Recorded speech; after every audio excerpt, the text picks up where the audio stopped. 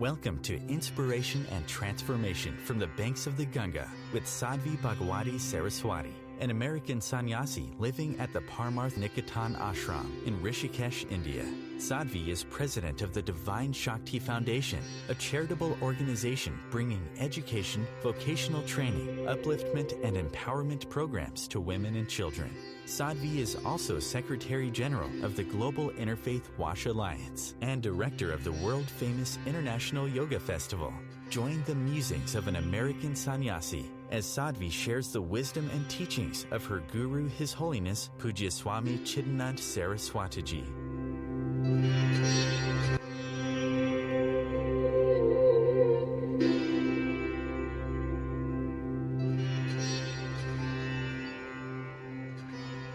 Welcome to this week's Inspiration and Transformation. But that doesn't mean that we're bad. It doesn't mean that we're wrong. It doesn't mean that there's some global, universal, insidious influence working on us that's bound us and wrapped us and chained us. What it means, because what's created our mind? Basically us, the world we've been in, those around us. If you actually put a tape recorder in your mind, and then you listen to it later, what you'd hear are a variety of voices. You'd hear, and this again is going to vary from person to person, I'm just throwing out some general common examples. You'd hear the voice of your parents, the critical one, of course. Not the one that said, oh, you're the most beautiful, smartest one in the class. Not that one. But the one that said, you're stupid, you're worthless, why can't you be as good as your brother or your sister or your next door neighbor? You'd hear that voice. You'd hear the voice of the culture, whether it was from a TV commercial or a magazine or an advertisement or a movie, that spoke on some level about a way you should look or act or live or be that you're not doing. You'd hear the voice of a teacher, a colleague, maybe a loved one, maybe an ex-loved one, who knew exactly what to say to push your buttons.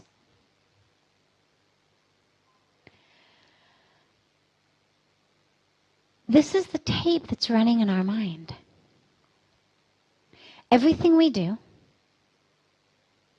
we've got this running commentary. If you've ever watched sports on TV, you'll know there's one who's constantly saying, now he's getting near the 10-yard line, now the 5-yard line, oh my God, he's carrying the ball. Is he going to drop it? Don't drop it. Now imagine if there were 5 of them yelling at the same time. Now imagine that game didn't last an hour or 2 hours and that you were able to mute it every once in a while, but that it went on 24 hours a day for your whole life. This is how we live.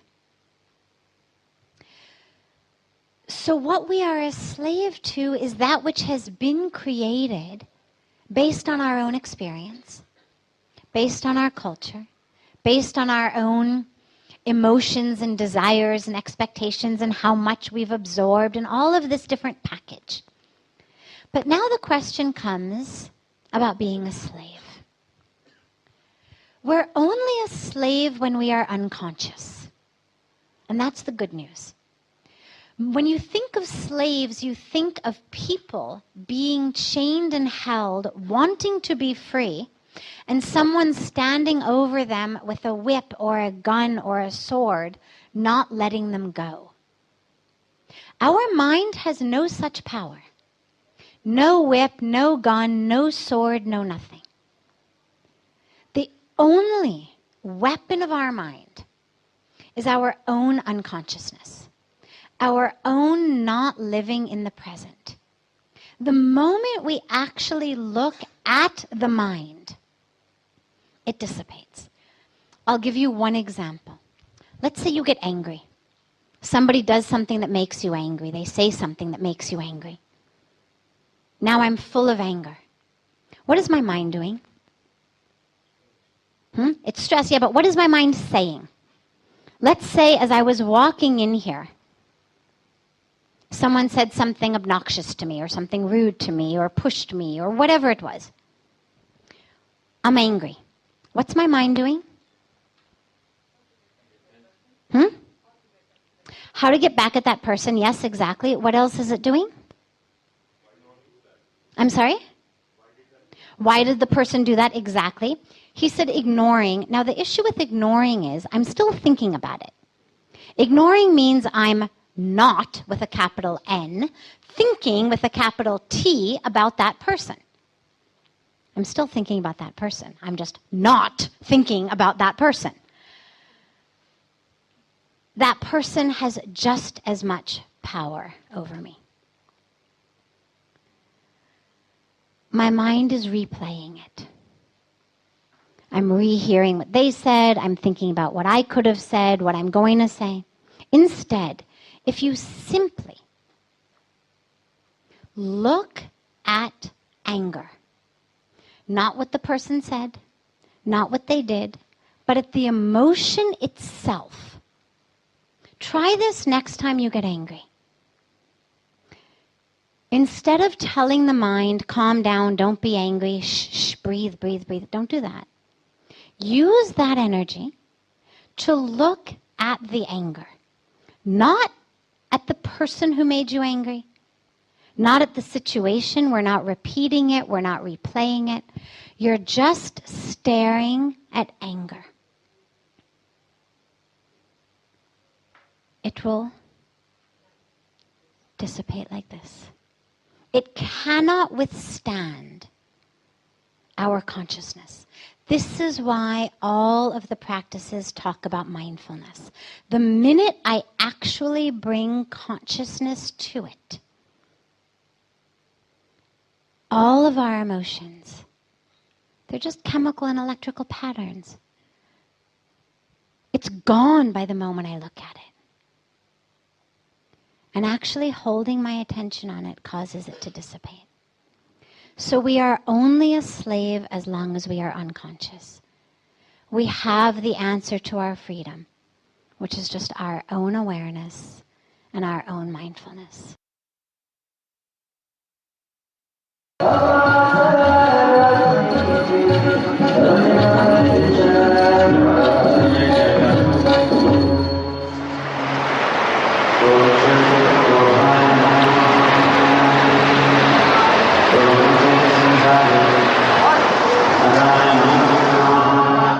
There are different levels of needs.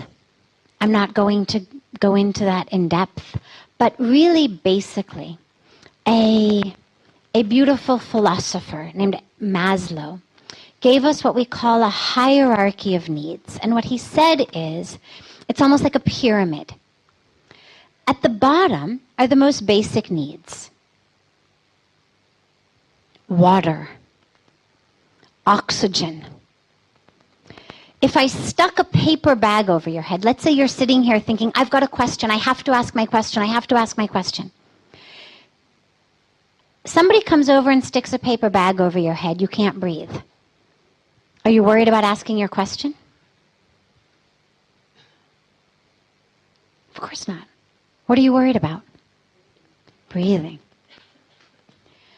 So we've got a foundational level of needs. We need oxygen. We need food. We need water. We need shelter. And we keep going up and higher and higher. And it's a whole philosophy. Again, there's not time to go into it. But it's a beautiful understanding. And of course, at the top of the pyramid is what we would talk about in terms of our spiritual needs. Much lower down, much more fundamental. Connection, love. Lack of love is actually enough to ruin immune systems on a biologic level. It's enough to make children stop growing. Connection. We keep moving. into our spiritual level. Now, it doesn't mean that spirituality is any less important. What it simply means is that we first have to have our most fundamental needs met. You know something's a need when you cannot imagine being able to live without it.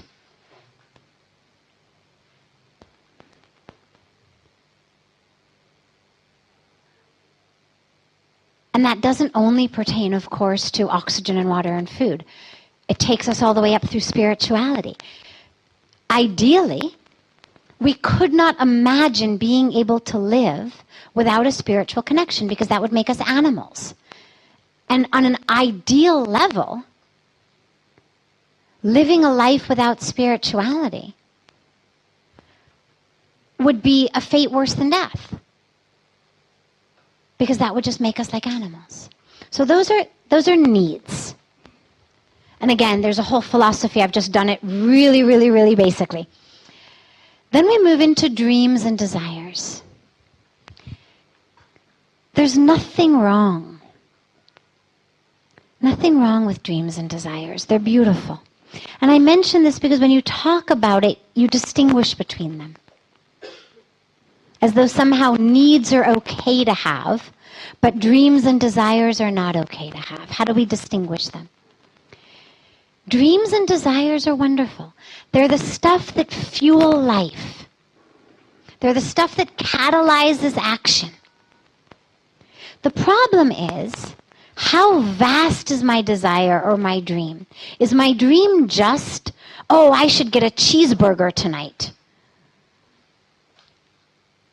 Or is my dream that I should be able to touch people, that I should be able to contribute to the world, that I should be able to make a difference? They're both dreams. One of them is very self-centered, and self-centered on a primal level, food. The other, on the highest level, goodness for the world. The only problem comes on either level when we feel like it's not being fulfilled. That's the only problem with our dreams and desires. The goal of a spiritual path is not, I don't want anything, que sera, sera, I'll just sit here on the couch and watch the world go by. Yes, we desire justice, freedom, an end to poverty, equality, pure water for all, equal rights for all. I mean, I could keep going all night of things we desire, things we're working for. Our dreams and desires only become hindrances when, as we move, when aspects of them are not fulfilled, and we become disappointed. We suffer. That's the only problem. The only other piece to mention here is, as you're looking at it, instead of wondering, is this a need, or is this a dream, or is this a desire, slightly shift the question. Ask yourself, how high or how low? Notice I didn't say good or bad. I'm not placing a value judgment on it. Ask yourself, how high or how low is this need or dream or desire? Because that's really the question. Is this a dream, desire, need just for me? That's only going to benefit me? I should get a pizza. I should get a raise. I should have this. I should build a mansion while everybody sleeps in the street. I should eat caviar while everyone starves. Or is it a dream desire for my greater self? Because that's what yoga teaches us, is that our self doesn't end here. Our self includes all of you. The same spirit that flows through me flows through you. When in yoga we unite, when we talk about the union of the small self to the supreme self, it's not that there's 7 billion separate human supreme selves and each of us is just sort of a one-to-one connection of my small self and my supreme self. There's one supreme self. It's called the divine, the universe, God, whatever. It doesn't matter what word we use. And each of us is connecting into that. So the question becomes, how can my needs, my dreams, my desires be from a place of my greater self than from my small self? That's the question to ask yourself. You're listening to OTR-FM, part of the IOM radio network. Being a radio host on IOM FM allows you to build your show on a rich platform with the power of the internet to fulfill your outreach goals and connect with a very specialized and global online audience, unlimited by time and distance. OMTimes Radio will provide you with web relevance, a recognizable conscious brand, and with the standard of excellence that has accompanied every single Circle of Hearts Radio is a sanctuary on the airwaves. Join me, Grandmother Alaya, in the circle on Sunday, 2 p.m. Eastern as I share information to both enlighten and nourish your soul. Hi, this is Christina Ricci with RAIN. Every 2 minutes, another American is sexually assaulted. If you or someone you know has been sexually assaulted, you are not alone. Help is just a call or click away through the National Sexual Assault Hotline. Please call 1-800-656-HOPE, that's HOPE, or visit RAIN.org, that's RAINN.org. Brought to you by RAIN and this station.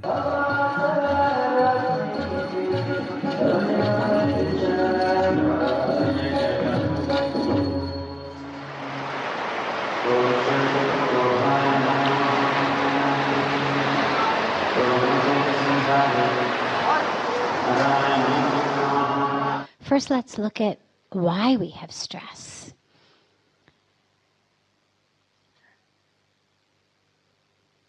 The core reason that we have stress is because we have an expectation.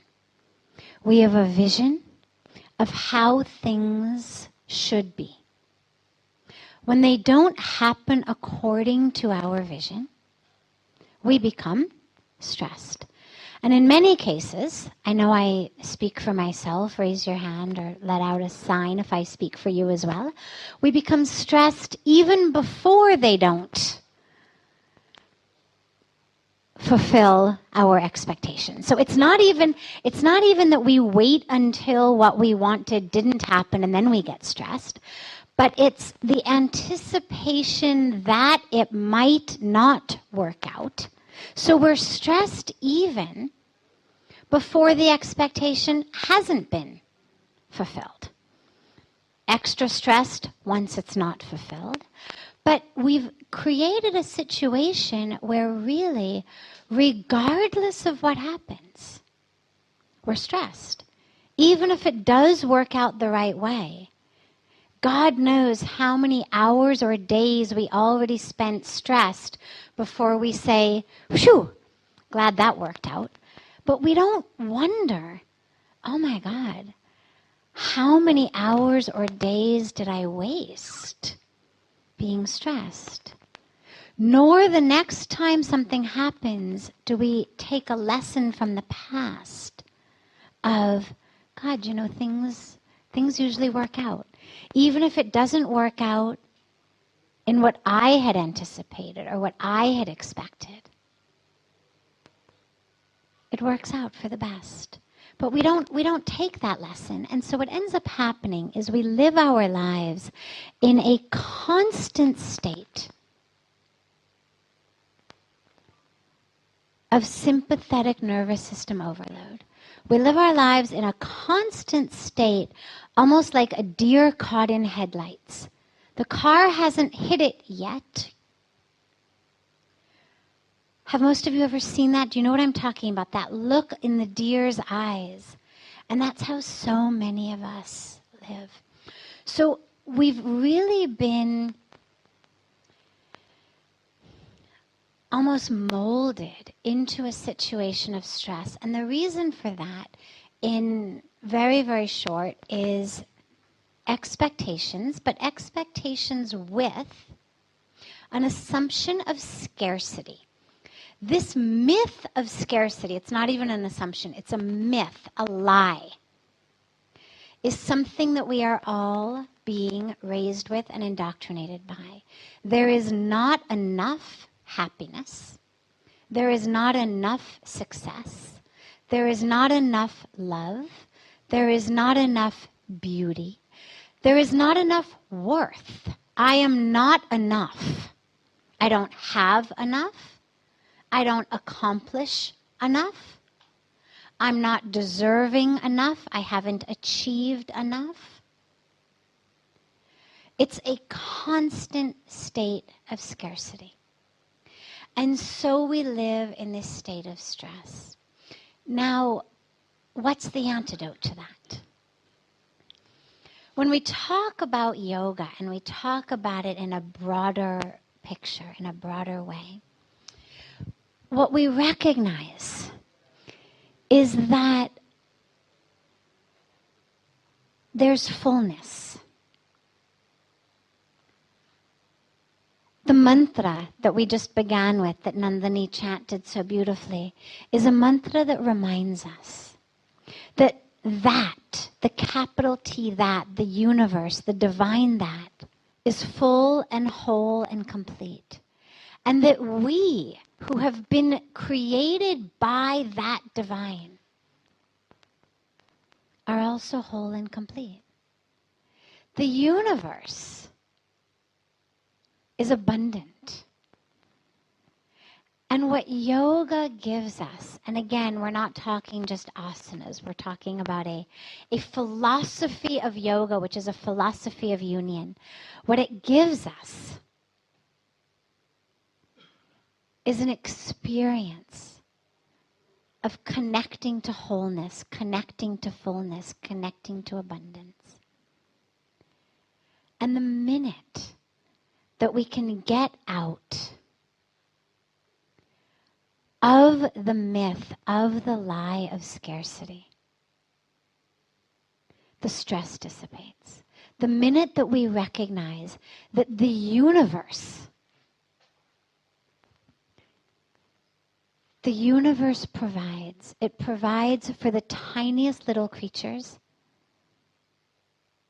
and it provides for us. And that there is, not only is there not a scarcity, but there is an overabundance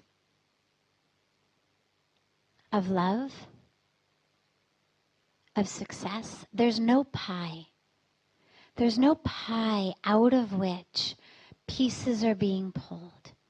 Whether it's pieces of success, whether it's pieces of happiness, whether it's pieces of self-worth. There's no way in which we are lacking. And when we are not lacking, when we are full, when we are whole, then there's nothing to be stressed about. And that's what yoga gives us, is a true experience when we talk about that union. A union with what? A union of our head to our knees? A union of my fingers to my toes? It's a union with that which is endless, with that which is boundless, with that which is the source of all of that which we want. So any time that we find ourselves stressed, it's a great practice. Anytime you find yourself stressed, stop and ask. Don't say to yourself, oh, don't be stressed. How many have you ever calmed down or stopped being stressed because someone said, calm down? Anyone? Does it work? Has it ever worked? The only way to stop being stressed in the moment is to ask yourself, okay, what is the worst case scenario here? And to walk yourself through. Okay, let's take an example. Who wants to give me an example of something that stresses them out? Just a day-to-day, daily example, yes. That makes you stressed. Give me an example, yes. Okay, great. I'm driving to my job interview.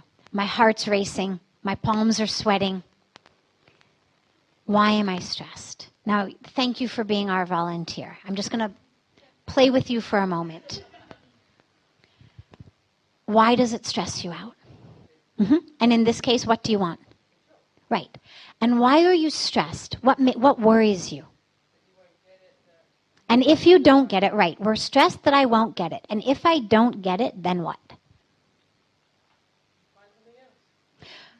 Well, if it's that easy, why are your palms sweating? Right. So that's the bright side. That's the once we've reached there. Until we reach there, why are you stressed? If you know you'll find something else. I mean, if we're sitting in a restaurant and we order something and the waiter says, I'm sorry, we're out of that. Our hearts don't race, our palms don't sweat. We just order something else. We understand it's not a big deal.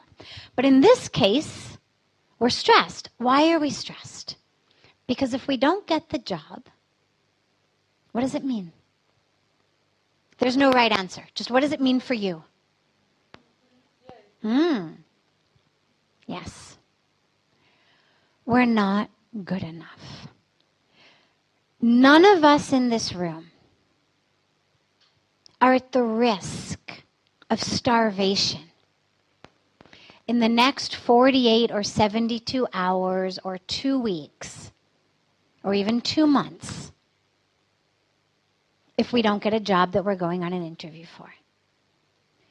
Well, I say this even though we laugh because the normal stress response, the reason that we have it, is because our ancestors, long ago ancestors, if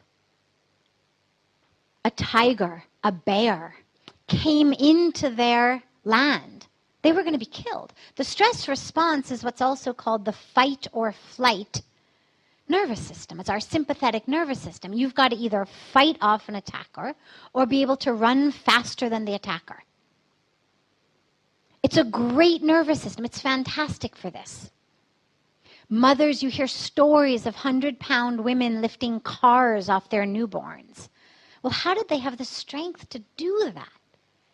Because of the hormones that our body secretes when we're under stress. What's happened today is that our daily lives have become life or death situations.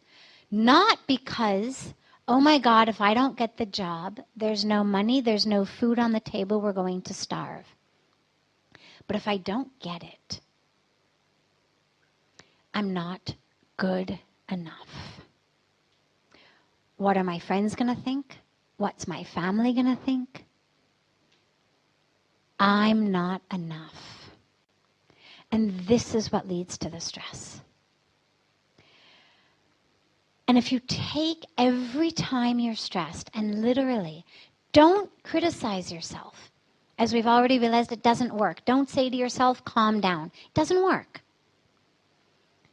Then you're just fighting. Then there's a part of you that's stressed and a part of you that's shouting at you to not be stressed. Instead, ask yourself, what is the worst case scenario? I don't get the job. I miss the flight. My kid's late for school. I don't get into this college. My kid doesn't get into this college. Whatever it is. Okay, well, so then what? And keep asking yourselves, and again, there's no right answer. There's going to be as many different answers as there are situations. But what you'll realize is the end result of all of those questions, and then what, and then what, and then what, is every one of them boils down to I'm not enough. And then we realize it has nothing to do with the job. It has nothing to do with the flight. It has nothing to do with my kid being late to school or not getting into a college.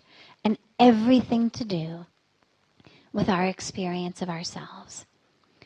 And then what we do is we take our focus, all this focus that is spent being stressed, and we put it into what I'm going to generally call yoga. Doesn't just mean the exercises, doesn't mean the breath, doesn't even just mean sitting in meditation, but it means the journey of union, the journey of inner connection, the journey of knowing who we really are on the inside. Because the minute that we are able to live as that mantra that we began with says, that we are full, and we are whole, and we are complete. And the only tragedy that can happen in our lives is that we don't live up to who we are. Because we're afraid, because we're stressed. I'm not going to do that. Oh my God, what will people think? I'm not going to even try. What if I fail? When we don't try, when we don't speak, when we don't step up to the plate of our own lives, that's the only tragedy. Striking out is not the tragedy. The tragedy is not stepping up to the plate. This is OTR-FM, part of the IOM radio network. OMTimes magazine is one of the leading online content providers of positivity, wellness, and personal empowerment. A philanthropic organization, their net proceeds are funneled to support worldwide charity initiatives via Humanity Healing International. Through their commitment to creating community and providing conscious content, they aspire to uplift humanity on a global scale. OMTimes, co-creating a more conscious lifestyle. Do you have time to read that inspiring book or that blog post you've been meaning to get to? In your busy world, how do you improve yourself and keep your life going? I'm Lisa Kay, and my Between Heaven and Earth radio show can transform your life just by listening. Be uplifted with inspiring topics, positive stories, and ideas that really work. Between Heaven and Earth radio is conscious living for your soul, every Wednesday at 4 p.m. Eastern Time.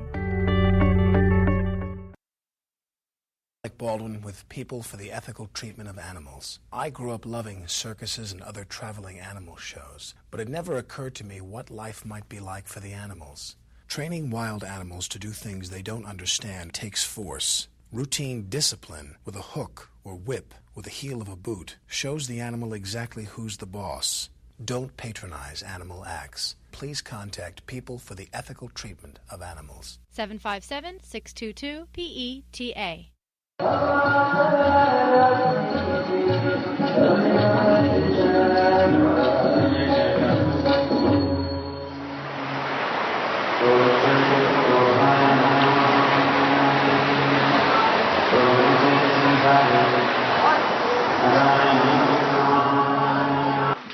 All people in our relationships can do, and this is the yoga of relationships.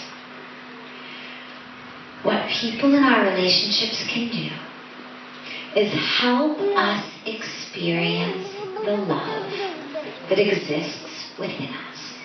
That's what the yoga of relationship is about. That's what being in love really is in your presence, through this relationship. When we say, I'm in love, well, we fall in love, then we fall out of love. Well, where did the love go? I mean, did it just evaporate into thin air? Where did it go? What happened? In your presence, I was able to experience the place in me which is love. And the reason that you know that is when your beloved even when you're still in the honeymoon, I'm in love phase. When your beloved stands up and goes to the bathroom, do you feel the love any less? I mean, does anyone fall out of love every time the beloved stands up and goes to get a glass of water or goes to the bathroom? Do we fall out of love when the beloved goes to the office or the grocery store? Of course not. So it's not dependent on you. If I'm standing near an air conditioner and I'm very, very hot and the air conditioning makes me feel cool, well, the farther I walk from the air conditioner, the less cool I get.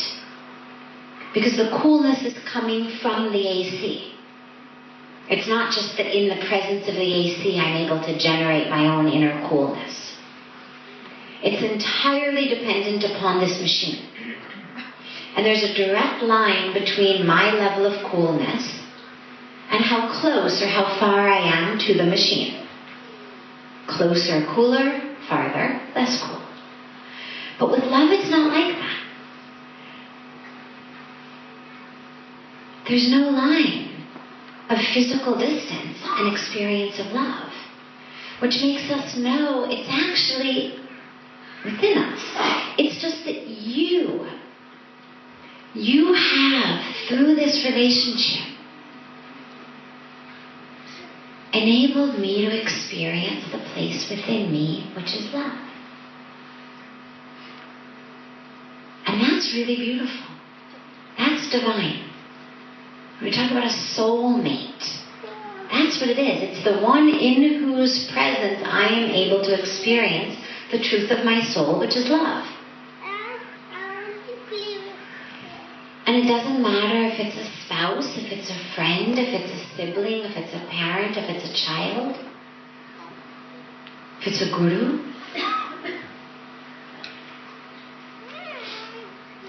When we experience that place within ourselves, which is love, that's the point.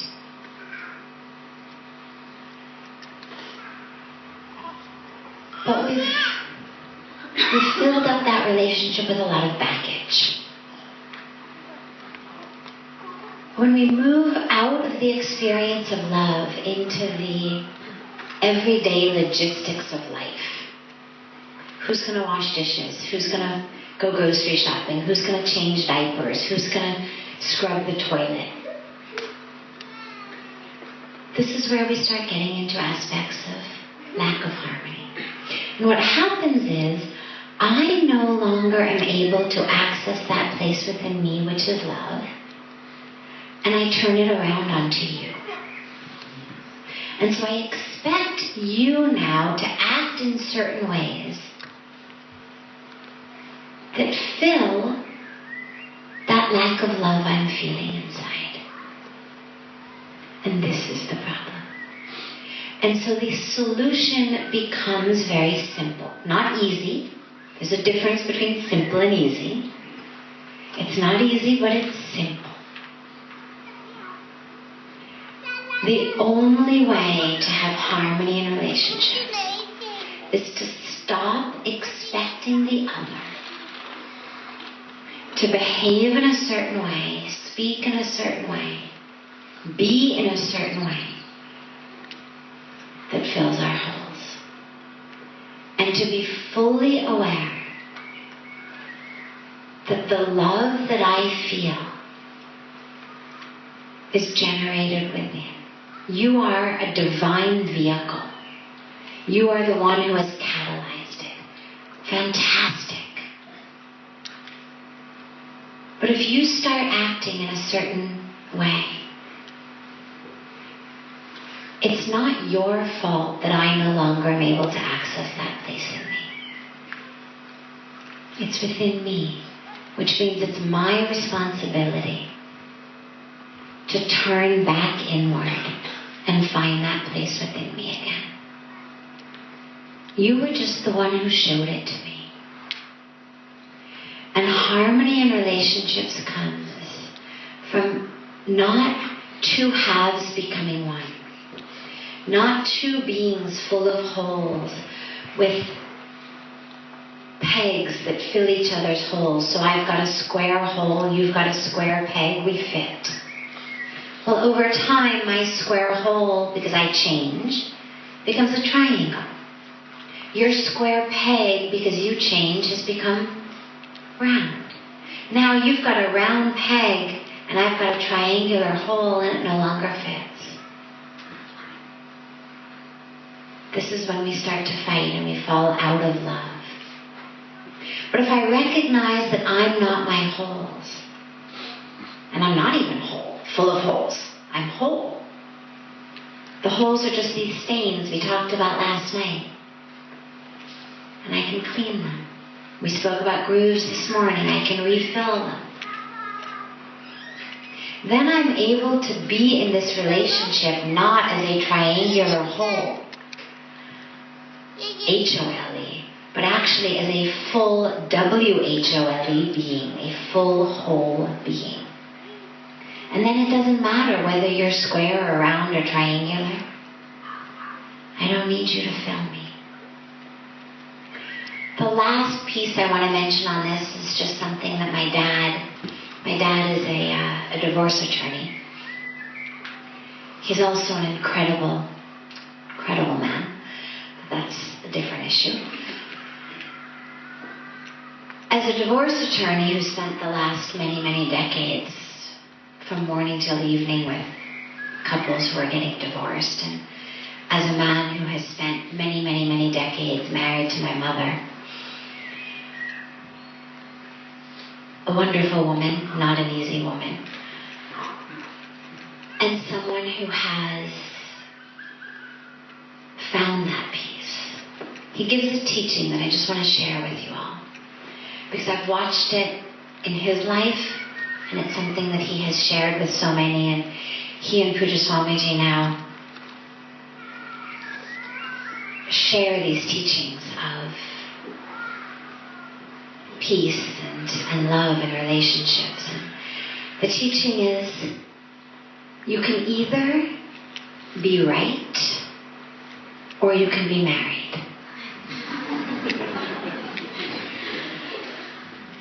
And this is what my dad shares with everyone who will listen. And just to expand it, Pujya Swamiji has taken it and expanded it, because it's not just in our marriages, it's also in all of our relationships. My dad only deals with divorces. It's our commitment, our attachment to being right that keeps us from being happy. So you can either be right or you can be happy. You can be right or you can be peaceful. And we have to make that decision in our relationships. Is being right more important than being married?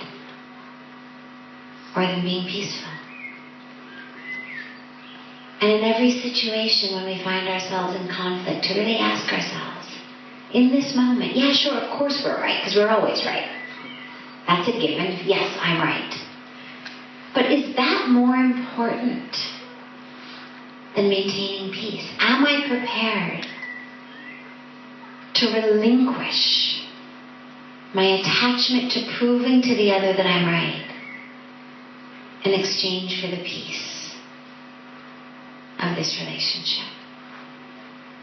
And if we can do that, if we can let the other be right so that we can both be peaceful, then what you find is not only our relationships peaceful, but we're peaceful inside. This is OTR-FM, part of the IOM radio network. The number one reason girls drop out of school in sub-Saharan Africa is lack of access to feminine hygiene products. The Pads for Schoolgirls Project, an outreach of Humanity Healing International, is changing this paradigm by setting up sewing programs at schools, teaching girls a vocational skill, while producing the reusable pads that help keep them attending classes. The girls pay it forward by making and giving pad kits to other girls in need. To learn more, visit humanityhealing.org. Humanity Healing is where your heart is. Circle of Hearts Radio is a sanctuary on the airwaves. Join me, Grandmother Elia, in the circle on Sunday 2 p.m. Eastern as I share information to both enlighten and nourish your soul. When I broke my foot, for leaving me alone when I wanted to be alone. And now, as a grown-up, I'm thankful for being able to take care of you, my dear mom, for taking you to your therapies, for understanding that sometimes you simply want to be alone. Roles change without us noticing. That's why AARP gives you the information to provide even better care for your loved one. Visit aarp.org/caregiving. Brought to you by AARP and the Ad Council.